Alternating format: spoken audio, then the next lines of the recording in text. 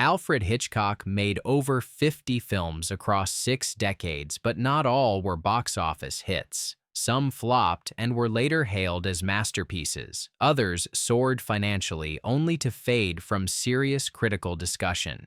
This countdown compares the money they made against the legacy they left. These are 10 Hitchcock movies where box office and reputation went to war. Number 10. The Man Who Knew Too Much, 1956. Alfred Hitchcock did something rare. He remade his own movie. The original was released in 1934. The new version in 1956 starred James Stewart and Doris Day and had a massive marketing push from Paramount. It paid off. The film made back more than 5 times its production cost and was a hit with audiences. Its mix of exotic locations, catchy music, and suspenseful pacing made it a popular thriller for its time. The Oscar-winning song Que Sera Sera also helped cement the movie's pop culture status. Critics today are split on which version is better. Many argue the original is leaner, tighter, and more thrilling. The remake is slick and polished, but some feel it lacks the raw urgency of the first. Still others see it as a mature director revisiting ideas with more experience. Despite its box office success, the film is rarely mentioned among Hitchcock's top-tier works like Vertigo or Psycho. Its reputation remains strong but quiet. Financially, it performed better than many more acclaimed films, yet historically, it plays second fiddle, a commercial winner with a legacy just below greatness. Number 9. Frenzy, 1972. Hitchcock's return to Britain brought a darker, more violent tone. Frenzy was his first film to receive an R rating, and the subject matter was disturbing even for Hitchcock. The box office reception was solid. It was considered a comeback after the commercial and critical disappointment of Topaz. Audiences were drawn to its raw energy and stripped-down storytelling. Hitchcock was experimenting again, pushing boundaries late in his career. But Frenzy's legacy is conflicted. Some admire its technical brilliance, especially the tracking shots and narrative economy. Others criticize it for its brutality toward women and lack of emotional depth. While some critics see it as a return to form, others see it as Hitchcock losing subtlety in favor of shock. Its reputation among fans is divided, and it is often excluded from lists of his finest works. Frenzy performed well on release, but remains a film more debated than celebrated, a hit whose impact never fully landed. Number 8. Marnie, 1964. By the time Marnie arrived in theaters in 1964, Alfred Hitchcock was riding high on the success of Psycho and the Birds. Expectations were immense. Starring Tippi Hedren and Sean Connery, the film mixed psychological trauma with crime melodrama. But the box office response was disappointing. Marnie failed to recoup its potential and was considered a minor effort from the master of suspense.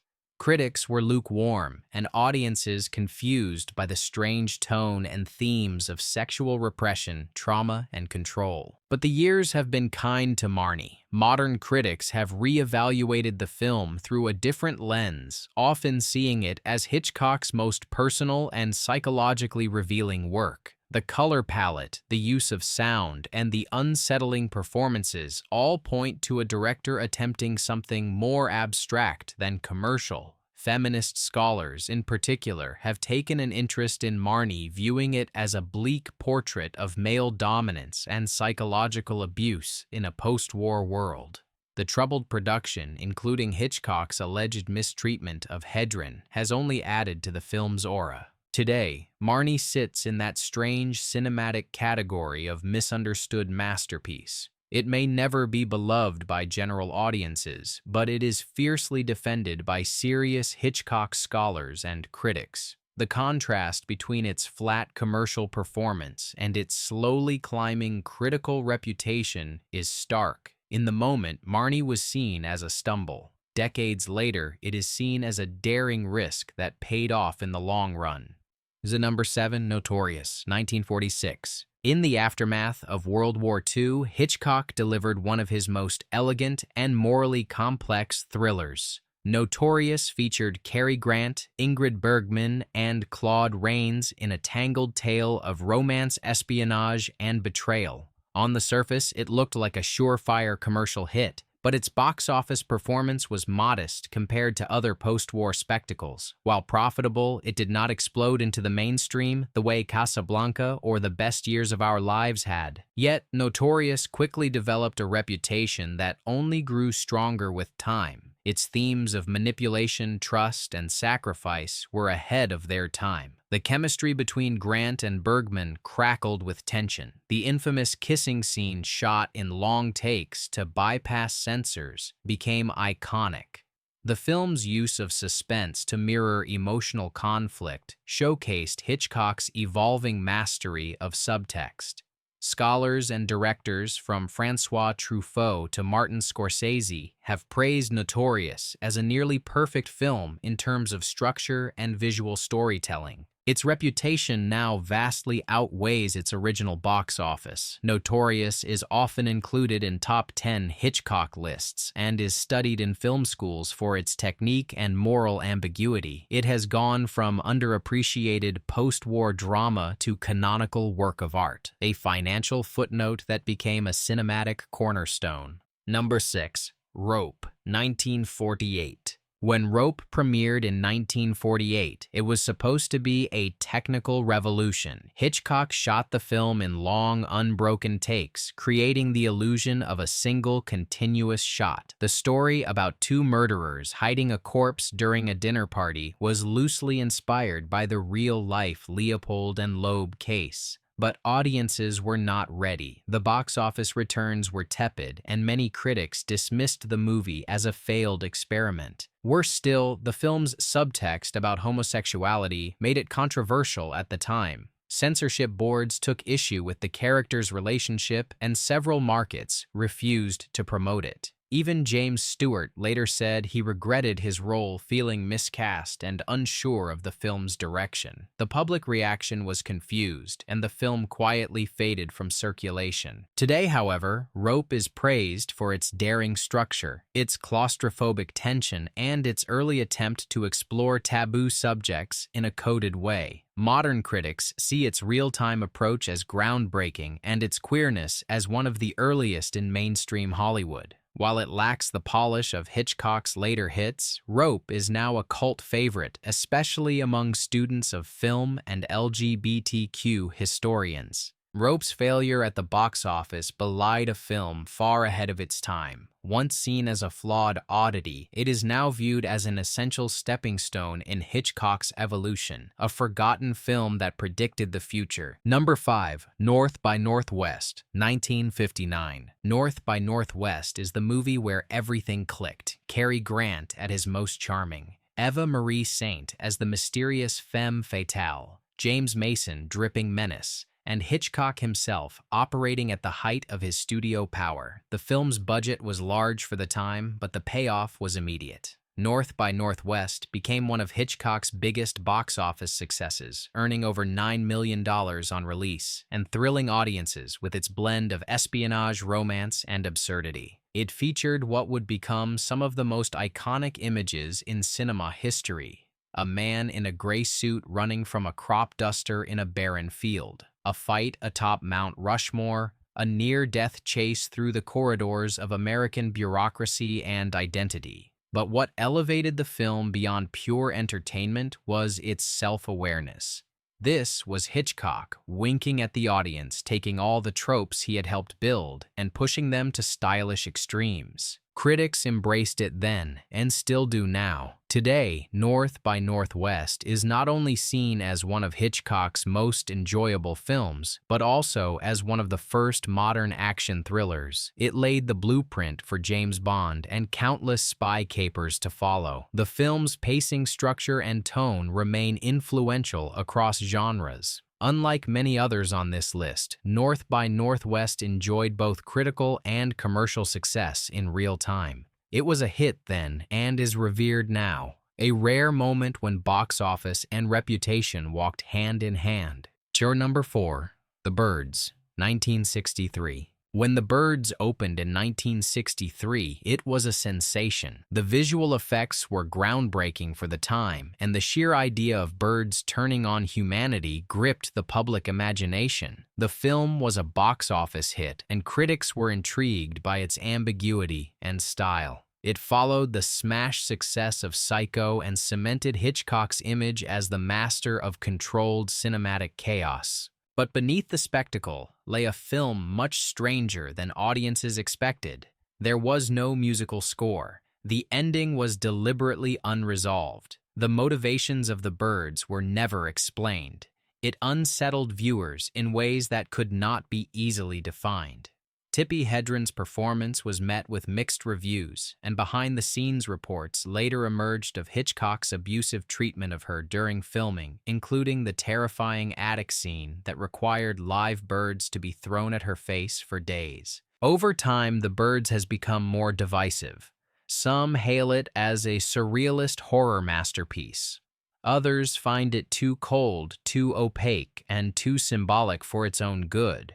It is less embraced emotionally than Rear Window or Psycho. Scholars, however, continue to dig into its layers of social commentary, gender roles, and apocalyptic dread. It may never sit at the very top of Hitchcock's pyramid, but it continues to cast a long, winged shadow over horror cinema. The Birds soared at the box office, but its reputation is as eerie as its subject. It is not easily loved, but it is never forgotten.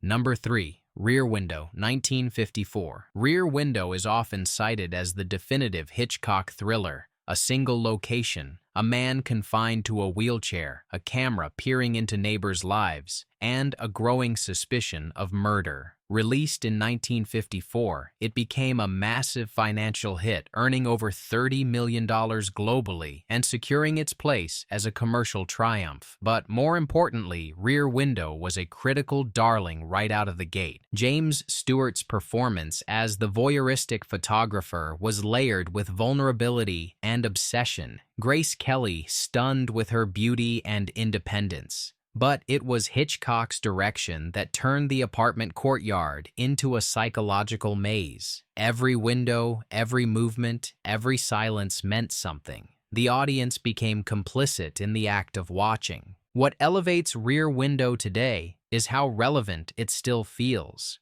In an age of surveillance, reality TV, and social media, the themes of watching and being watched have only intensified. The film is taught in classrooms, dissected in academic papers, and lovingly imitated in countless movies and shows. It represents the perfect intersection of style, substance, and spectacle. Its reputation has never wavered. Rear Window is consistently listed among the greatest films of all time and is perhaps the ultimate example of how to generate suspense without ever leaving one room. A film that made buckets of money and never once compromised on artistry. It is Hitchcock in full command of his powers. Number 2. Psycho, 1960. Psycho was the risk that changed cinema. Hitchcock defied every studio norm to make it. He slashed the budget. He filmed in black and white. He used the crew from his TV show. He refused to let theaters allow late seating. All signs pointed to a low-expectation thriller.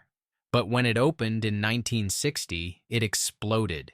Psycho became a box office juggernaut, raking in over $30 million in North America alone. It turned horror into mainstream and made Hitchcock a global icon.